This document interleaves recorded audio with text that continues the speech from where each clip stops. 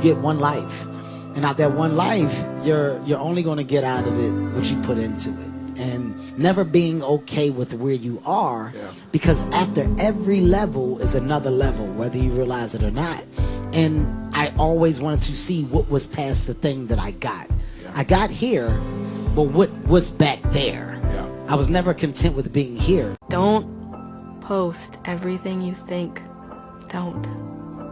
Just don't. If you're watching this right now, anybody, if anybody is watching this, don't post your feelings.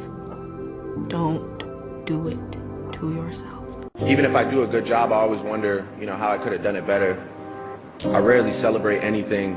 And just for anyone watching this that's wondering how this happened, that's really the answer. It's being so unsure how you're getting it done that you just kind of keep going in the hopes of figuring out the formula. Feeling so lucky and blessed that the fear of losing it keeps you up at night. Can another man say you're fired? Absolutely. No one can tell me that. And that's priceless. But I'm here because I don't care. You enjoy having a man be able to tell you fired? Okay, let me ask you a question. So you being selfish. Do you think your son enjoys you calling somebody else a boss? Don't you think your son would rather wake up with you and you could pick him up from school instead of having to do a 9 to 5? Don't you think? Yeah, all right, but don't you have to wake up at 4 in the morning? Don't you think your son would love if his name was up there, Dash, or whatever your last name is, instead of somebody else's? My pride is in my children. If that's not what you hustling for, you're selfish. You keep saying I'm worried about my kids. You worried about you. As soon as the car left the driveway of the school, I said, I'm moving to New York and I'm going to be an actor. And my mom paused for probably a half a second, and she said, great, go do it.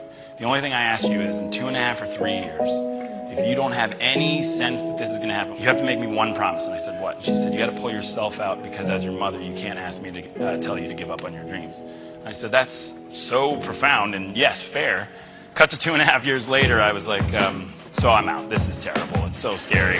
And she said, it's September. Just wait it out. Just wait till the end of the year. Don't give up just yet. I was telling her to come get me. And 3 weeks later, I got the office. It is a sure sign that you're going to end up in a great place when you give great detail to little things. Excellence doesn't start when the lights come on. Excellence doesn't start when the crowd gathers.